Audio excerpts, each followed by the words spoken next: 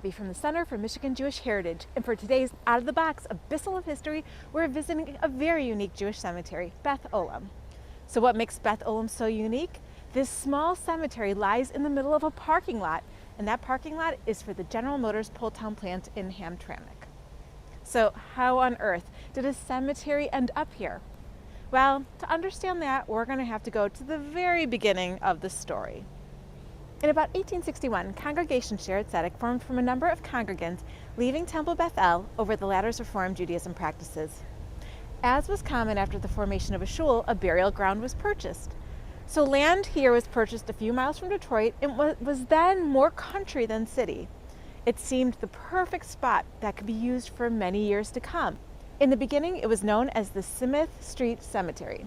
In those early years before cars, coffins would travel to their final resting place by a horse-drawn hearse and then later a streetcar.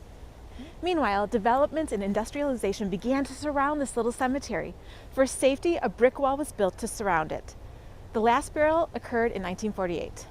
As new burial grounds were found, Beth Olem went into disrepair. Headstones weathered and fell down, trees dropped their branches and leaves in it, and there was no one to clean it up. Animals roamed the space, and there was even some vandalism. Meanwhile, Chrysler had purchased 2 adjacent blocks, which included Beth Olem, in order to build a parking lot for their plant. Suddenly, the cemetery was surrounded on all sides, leaving it without entry. You might be wondering, why not just move the graves to another location? Well, Michigan law and halakha prohibited the moving of graves.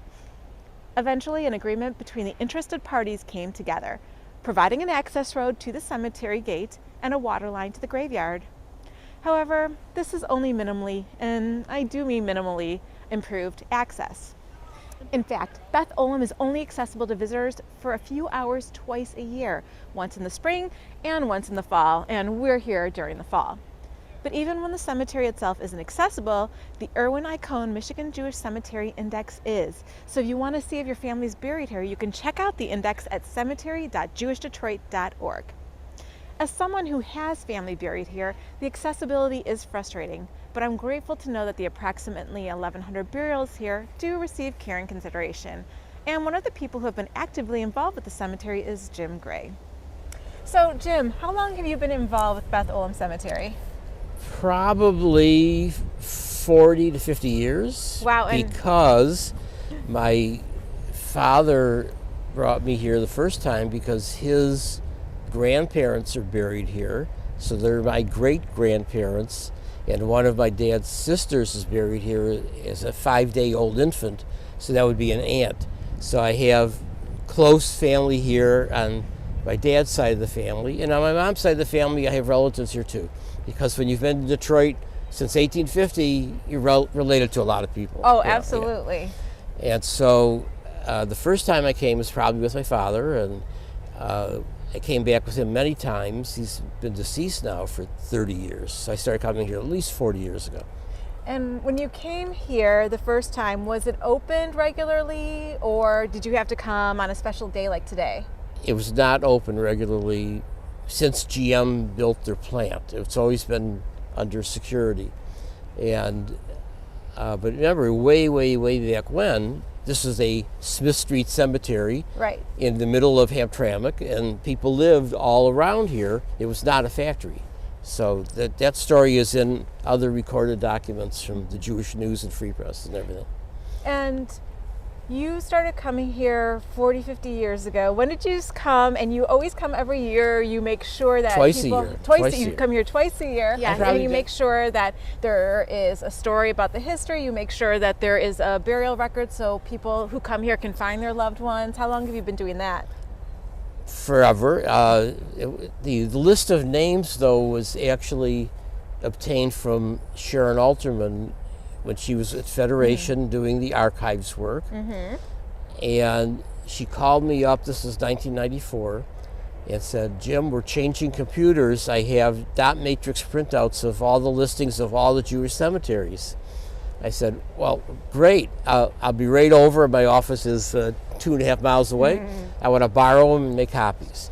So my dad would come here and tell stories. So finally I got smart. I brought a cassette recorder. For those young people out there who don't know what a cassette recorder is, it would be the size, basically, of an iPhone, fit in your pocket, and people could talk, and you could record it just like an iPhone, and then they could tell stories. And when you're in the middle of nowhere and there's no electricity, you need to be able to do that. You get it now. So he would remember coming here for his grandparents' funerals when he was about 8 years old, and the caissons would get stuck in the mud.